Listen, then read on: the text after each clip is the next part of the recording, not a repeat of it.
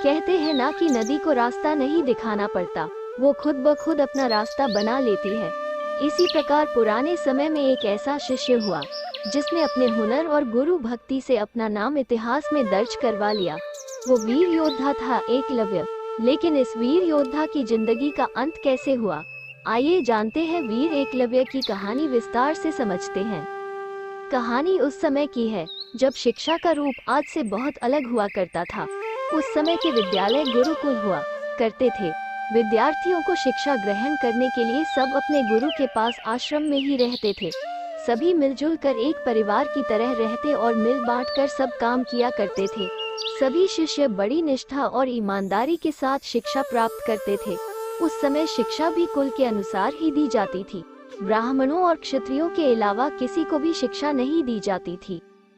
महाभारत काल में प्रयाग, इलाहाबाद के तटवर्ती प्रदेश में सुदूर तक फैला हुआ एक राज्य श्रृंगवीरपुर था। व्यातराज हिरण्यधनु उस आदिवासी इलाके के राजा व एक महान योद्धा थे। गंगा के तट पर अवस्थित श्रृंगवीरपुर उसकी सुदृढ़ राजधानी थी। उस समय श्रृंगवीरपुर राज्य की शक्ति मगध, हस्तिनापुर, मथुरा, चेदी और चंदेरी आदि बड़े राज्यों के समकक्ष थी। निषाद राज हिरण्यधनु और रानी सुलेखा व उनकी प्रजा सुखी और संपन्न थी। निषाद राज हिरण्यधनु की रानी सुलेखा ने एक पुत्र को जन्म दिया जिसका नाम अभिद्युम्न रखा गया। बचपन में वह अभय के नाम से जाना जाता था। बचपन में जब अभय शिक्षा के लिए अपने कुल के गुरुकुल में गया तो अस्त्र शस्त्र विद्या में बालक की लगन और एकनिष्ठता को देखते हुए गुरु ने बालक को एकलव्य नाम से संबोधित किया।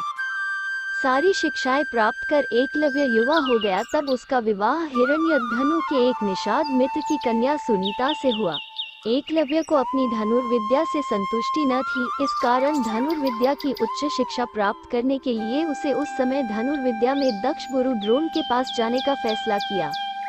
एकलव्य के पिता जानते थे कि द्रोणाचार्य केवल ब्राह्मण तथा क्षत्रिय वर्ग को ही शिक्षा देते हैं और उन्होंने एकलव्य को भी इस बारे में बताया।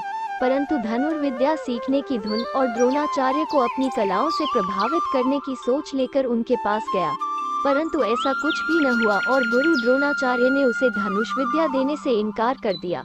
एकलव्य इस बात से तानिक भी आहत न हुआ और उसने वही जंगल में रहकर धनुर्विद्या प्राप्त करने के ठान ली।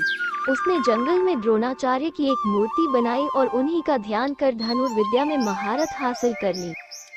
एक दिन आचार्य द्रोण अपने शिष्यों और एक कुत्ते के साथ आखेट के लिए उसी वन में पहुंच गए जहां एकलव्य रहते थे।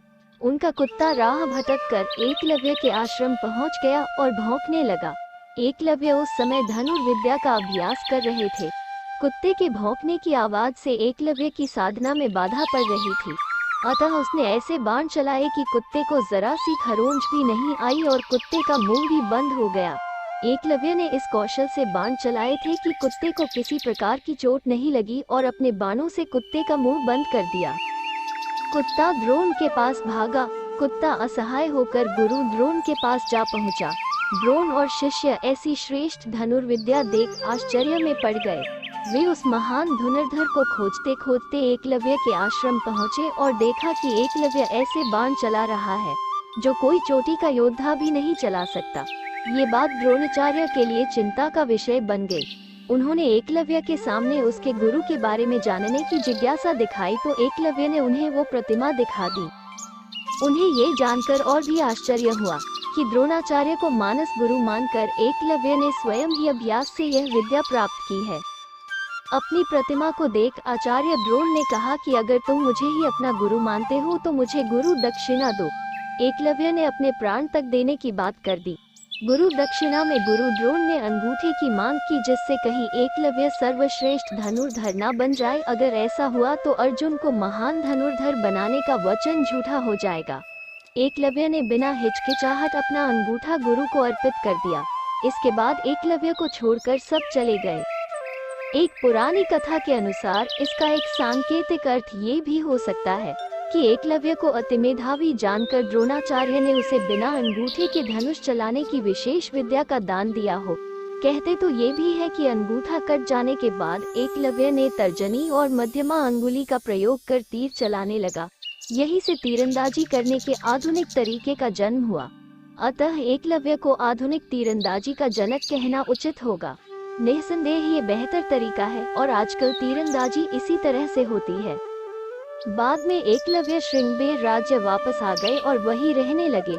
पिता की मृत्यु के बाद वहां का शासक बन गए और अमात्य परिषद की मंत्रणा से वह न केवल अपने राज्य का संचालन करते बल्कि निषाद भीलों की एक सशक्त सेना और नौसेना गठित कर ली और अपने राज्य की सीमा का विस्तार किया। इंटरनेट पर उपलब्ध जानकारी के अनुसार निषाद वंश का राजा बनने के बाद एकलव्य ने जरासंध की सेना की तरफ से मथुरा पर आक्रमण कर यादव सेना का लगभग सफाया कर दिया था। यादव वंश में हाहाकार मचने के बाद जब कृष्ण ने दाहिने हाथ में महज 4 अंगुलियों के सहारे धनुष बाण चलाते हुए एकलव्य को देखा तो उन्हें इस दृश्य पर विश्वास ही नहीं हुआ। एकलव्य अकेले ही सैकड़ों यादव वंशी योद्धाओं को रोकने में सक्षम था। इसी युद्ध में कृष्ण ने छल से एकलव्य का वध किया था। उसका पुत्र केतुमान महाभारत युद्ध में भीम के हाथ से मारा गया था। जब युद्ध के बाद सभी पांडव अपनी वीरता का बखान कर रहे थे तब कृष्ण ने अपने अर्जुन प्रेम की बात कबूली थी। कृष्ण ने अर्जुन से स्पष्ट कहा था कि तुम्हारे प्रेम में मैंने क्या क्या नहीं किया है। तुम संसार के सर्वश्रेष्ठ धनुर्धर कहलाओ, इसके लिए मैंने द्रोणाचार्य का वध करवाया, महापराक्रमी कर्ण को कमजोर किया और न चाहते हुए भी तुम्हारी जानकारी के बिना वीर पुत्र एकलव्य को वीरगति प्रदान की। और इन सब के पीछे केवल एक ही वजह थी कि तुम धर्म के रास्ते पर थे, इसलिए धर्म की राह कभी मत छोड़ना। एकलव्य की कहानी से हमें ये प्रेरणा मिलती है कि हमें कभी भी हार नहीं माननी चाहिए और अपने हौसलों से हालातों को बदलना चाहिए। आपने इस कहानी से क्या शिक्षा प्राप्त की, कमेंट बॉक्स में जरूर लिखें और इस एकलव्य की कहानी को अधिक से अधिक शेयर करें।